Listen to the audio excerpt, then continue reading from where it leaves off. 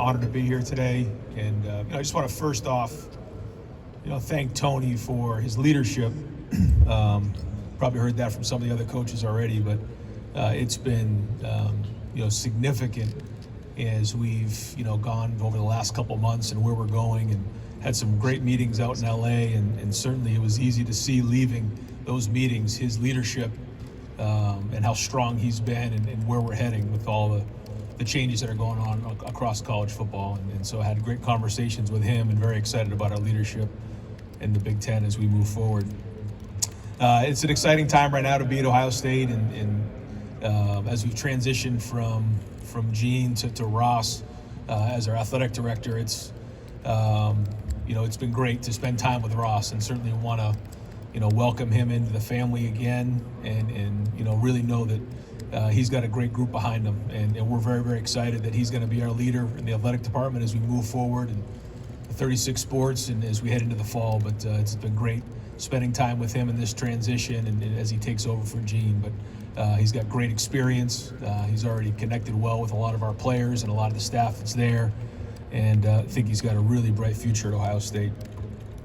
I just want to quickly mention, as you head into the preseason this time of year, it's a funky time because you go from spending a little bit of time with your family to now going into the preseason, and my family means so much to me as we head into the season. I just want to quickly mention my family, certainly my wife Nina, and what she's done for me, and this going into our 6th year as a head coach at Ohio State. As we head into the season, she's been an unbelievable rock and been unbelievably supportive along the way. And my 3 children, RJ heads into his sophomore year.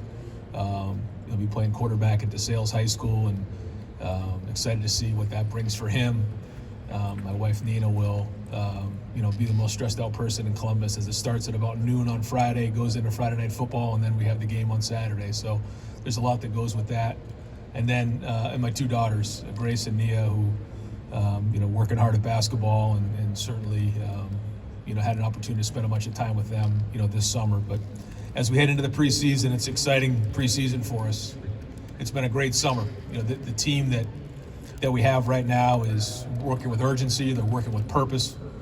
It started with the guys that decided to come back, and 3 of them are here today, but it was very difficult to name 3 guys to come. I mean, it's virtually impossible to do, but we did it. We figured, these 3 guys are a great representation of who we have, but by no means do they stick out more than the other guys. There's 12 guys who decided that they wanted to come back and play this year. They wanted to forego their opportunity to go to the NFL and come back and leave something behind at Ohio State. And since they made that decision through the winter and the spring, now in the summer as we head into preseason camp, you can see it. You can see the look in their eye. It's a special group, and then the pieces that we've added.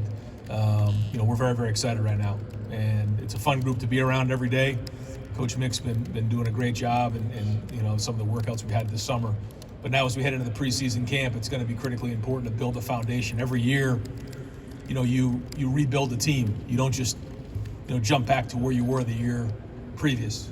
And we're going to work really hard to have a physical preseason camp and build that foundation, as that's going to be what's going to be the difference in the end. So Denzel Burke is one of the first guys that are here. Denzel has already had a tremendous career at Ohio State and made that decision, like one of the other guys, to come back and play his senior year. Denzel has already played a high level of football, but he's going to be one of the best corners in America. He's shown great leadership. He's made great strides as a player, but also just in his maturity. We're talking on the plane ride over here about how you approach preseason camp a lot different now in his point of his career than he would as a freshman. And he's much more intentional with everything he does. And I think he has a chance to be the best corner in America next season. Emeka Egbuka, can't say enough about who Emeka is. Emeka's an old soul. Since he's been here, he's been a warrior. He has his degree. He had to make his decision on whether he wanted to go to the NFL or not. He decided to come back with a degree in hand. And, we didn't get a chance to see the best version of him last year with his ankle injury, but we're seeing it now. And he's always been a leader. He had been a leader since he walked in the building as a freshman, but now he gets an opportunity to do that as a senior. And then last is Jack Sawyer. A lot of people lead different ways. Jack leads by his actions. It started off by being one of the first guys to commit to me in the class as a head coach, but also and then recruiting that class, but also decided to come back this year. He was one of the first. Sat down with he and his dad Lyle and said they have unfinished business here, and they started to get the guys to come back and build that group together that wanted to come back and leave a legacy behind. And so, being a Buckeye means a lot to him, being from Ohio. And, he's going to continue to lead. He's playing his best football, did at the end of the season, and will continue to. Had a great offseason. So these three guys are here. They're unbelievable representatives of Ohio State, and proud that they're part of our team. The last thing I'll just say, and then I'll open up to questions, is just that, our focus is on this preseason. It's the next step. And, sure, a lot of coaches will say it. You can't really, focus on what happened the year before. You can't get too worried about what's coming down the road. But we all know there's a lot of, noise and a lot of hype around this team. And what we can't do is, let those distractions, grab our focus from what we need to do day in and day out. We know it's going to be a long season, but we got to have a great preseason. We got to have a physical preseason. We got to lay that foundation for what's going to come as we head throughout the season. But we're very, very excited about our guys. We have great experience in that locker room and some great talent. But it's going to take more than talent. It's going to take all the no talent issues to get to where we want to be and reach our goals. So I appreciate everybody, and we'll open it up to questions. On your left, Coach. Dave Biddle, 24/7 Sports. Hi, Ryan. Over Hey, here. Dave. I want to ask you about your offensive line entering camp. How do you feel about your O-line overall entering camp? And then, in addition to that, who do you expect will be your right guard, or who are the guys competing there at right guard? Yeah, as you know, the O-line has been the area that we've been really, locked in on. I think that, coming out of the summer, their bodies look different. I think, you'll see them next week. We have some of those open camps, or days of camp. They look good. Mick's done a great job with them. They've had a good summer, but we know how important that is. I mean, this team is going to go as the offensive line goes. This team is going to go as the defensive line goes. And so we know that how important the offensive line is going to be. So I think that some guys have really stepped up. Josh Fryer, to me, has had an unbelievable summer. Donnie's been much a leader. But when it comes to that right guard position, I think you're going to see, Carson Hisman and Seth. They both can swing between center and guard. But then Tegra Shabola is someone that has had another guy who stepped up and had a good summer. Luke Montgomery. We feel like we have some decent guys in there that can fill that role. But we got to go put it on the field now and see how this training and everything that's happened this summer is going to translate to being on the field. On your right side, Coach. Hey Ryan, Dylan Davis, Delaware Gazette. I know you've talked about depth at receiver being a big part of what you need to accomplish in the preseason. I guess where do you feel you're at with that depth, and behind Emeka, who's kind of starting to emerge in that 4 to 5 member group? Yeah, that's a great question. I feel like we have a good, we're kind of top heavy there, and then where is 4, 5, 6, and 7? Brandon Ennis, you feel Brandon Ennis when you're out there. So this is going to be a great opportunity for him to do that. Jaden Ballard is another guy who's been in the program a while. We need him to step up and make an impact. He is a down-the-field threat with great speed. And again, this is somebody that's been in our program now. And I think that's another part of this team that we have is, 2, 3, 4. These guys have been in the program for a while now. So there's been a lot of built-up, springs and summers and practices and development along the way. And so we need JB to step up, and he's been charged with that challenge along the way. Bryson Rogers is another guy that gives us some playmaking ability in the slot. He's gotten bigger, he's gotten stronger. He needs to continue to play that way because he has the ability to run routes and get open against anybody in the country, in my opinion. Kojo Antwi is somebody that has to step up as well. And then we have some other young guys in there that have an opportunity to do that. So, that 4, 5, 6, and 7 is going to be critical in solidifying the wide receiver depth. But that's going to have to happen this preseason. Me? Yep. Tim May, Letterman Row on 3.com. Ryan, I'm just wondering, have you told your team to embrace these expectations for this season? And number two, in your mind, how legit are these expectations? Well, I think anytime you're at Ohio State, we know you're going to have expectations, but there's always going to be chatter. There's always going to be noise, and it's our job to block all those things out and just focus on what really matters. And I think, especially this time of year, the easy thing to do is focus on, the goals, focus on the end of the season. But that's really is a waste of time if we don't build the foundation right now. Now, our guys, they know what the expectation is. You've heard some of them say, what their goals are. We're not going to shy away from that. We want to win the rivalry game, be right in this stadium right here, win this Big Ten championship, win a national championship. We know that. But at the same time, that can't be our focus, because that's a distraction from where we are right now. And so where this season goes and what this team looks like is going to look a lot different than it did last year. And this is a new journey. We've got to rebuild that to get to where we need to be. And that started last winter. But the next step is now in preseason. And so,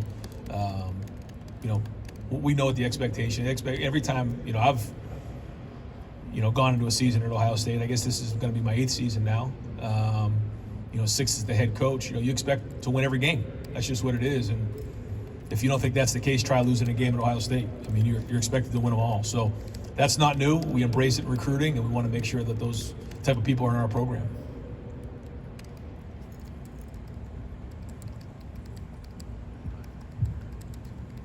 Ryan, Jimmy Watkins, Cleveland.com. In delegating play calling duties to Chip, obviously that's going to change your perspective on game day, change your responsibilities on game day a little bit. How might that change the way you manage games on a situational basis? Well, I think this year there is a change with the 2-minute warning. I think that needs to be something that we take into consideration. Just how the games are going to change at the end of the game. But other than that, I feel like I've always had a pretty good handle on that. So going into each game, we'll have a game plan in place. Chip's here for a reason, to run the offense. But I think it's my job as the head coach to look on the horizon and figure out what's coming. And in this conference, have experience of what's coming down the road, the games we need to win, how we need to win, also with the type of players that we have. So that'll kind of be my input in the offense, knowing, what we're doing. And the great thing for he and I is, we see things the same way, and we've been in the same offense together in our careers. So I think there'll be a lot of that. But Chip's one of the best offensive minds in the history of college football, in my opinion, and he's a great play caller. So he's got to do that. He's just got to go and get a feel for our guys and let them call it. But in terms of the management of the game and everything, it'll allow me an opportunity to be on both sides of the ball, including special teams, and have a great feel for that and making those decisions. Hey, Coach. Mike Regalado, Bruin Report Online. Sticking with Chip, last few years I've been able to see his innovation and his creativity with players. Aside from that, how excited are you to see what he can do with this team, and what else does he bring to your program? Well, I think when you look at any offense, what you're trying to do is you're trying to figure out what plays maximize the guys you have in the locker room. Chip has a background of doing things a lot of different ways. I think everyone immediately goes to the spread offense, and when he was at Oregon and some of the no huddle stuff. But he's at UCLA. You saw him do things with 3 tight ends in the game. Before that, there's a lot of 2-back stuff. There's a lot of different versatility in his background, and so I think the idea is, all right, what fits our guys? It starts with the quarterback, and then it goes with the offensive line, the running backs, the receivers, and how that all gets put together. I think he would tell you he's very excited about what he has, in terms of the talent level, on the perimeter, up front, the running backs, the quarterback options, the tight ends. So that's the journey that we're on. What is it that fits that? And then it's my job as the head coach to make sure it fits complementary football across the board, and that the offense is complementing the defense. And so in terms of the second part of your question, what he brings, for me, turning it over, I really wanted to have somebody that, had head coaching experience. Now, never thought that, you'd have somebody that was a head coach the way he has been in college and in the NFL and that background. And so it allows me a little, more of a peace of mind, and certainly a lot of trust there. I trust Chip with my life, and that's a big part of anytime you're handing something over like that you've done, almost your entire career. Coach Ryan Day, thank you so much for your time. All right, thanks, guys.